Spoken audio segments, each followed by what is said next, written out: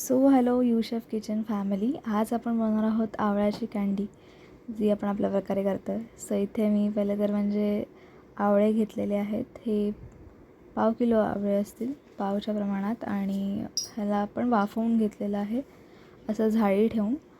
15-20 मिनटामध्ये छान वाफवून होतात. आणि मग आता इथे मी त्यांना सेपरेट केलेलं आहे. थंड करून नीट छान सेपरेट करून घ्यायचं आहे आवळ्यांना.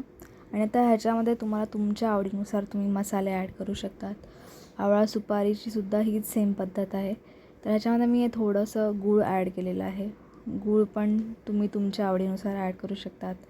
जास्त हवं आहे तर जास्त, पण तो एक आवळ्याचा आंबटपणा, जे मेन त्याचं विटॅमिन सीचं आहे प्रमाण किंवा त्याची चव आहे, ती टिकून ठेवण्यासाठी मी खूप कमी प्रमाणात असं इथे गूळ ॲड केलेला आहे.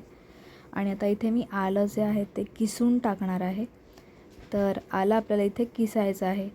आणि असे अजून वेगळे मसाले तुम्ही ह्याच्यामध्ये ॲड करू शकता. तुम्ही चाट मसाला ॲड करू शकतात, काळी मिरी ॲड करू शकता, मीठ, अजून वेगवेगळे असे पदार्थ. जर का तुम्हाला जसं टेस्टला आवडत असेल, तिखट तुम्हाला करायचं असेल, गूळ नसेल ॲड करायचा, तर गूळसुद्धा तुम्ही इकडे स्किप करू शकतात. आणि फक्त मसाले लावून हे आवळा सुपारी तुम्ही सुकवू शकता.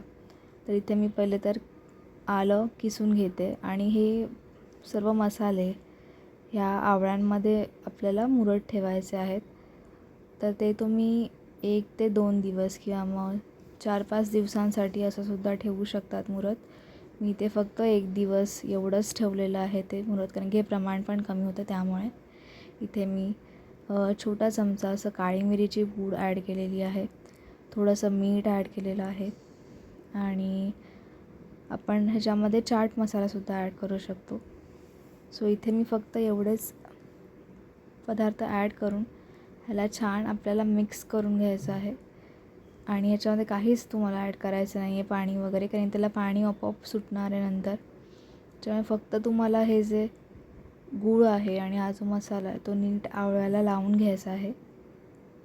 तुम्ही हाताने सुद्धा प्रोसिजर करू शकता. हाताने छान असं तुम्ही हे जे मिश्रण आहे ते आवळ्यांना लावू शकतात. चमचाने केलं पाहिजे असं नाही. इथे तुम्ही गुळाची पावडरसुद्धा ॲड करू शकतात, काळा गूळसुद्धा ॲड करू शकतात. साखर शक्यतो तुम्ही अवॉइडच करायची आहे, कारण की आपल्याला इकडे विटॅमिन सीचं एक्स्ट्रॅक्ट हवं आहे. सो ते इथे इम्पॉर्टंट आहे खूप जास्त. आणि आता तुम्ही बघू शकतात की असं जे आहे ते आवळे आपले 1 दिवसानंतर असे काहीसे रेडी होतील. आणि कंप्लीटली सुकवल्यानंतर आपले हे आवळे आहेत, कँडी ही अशी दिसणार आहे सुकवलेली. सो येस, ही नक्की रेसिपी ट्राय करा आणि शेअर करा.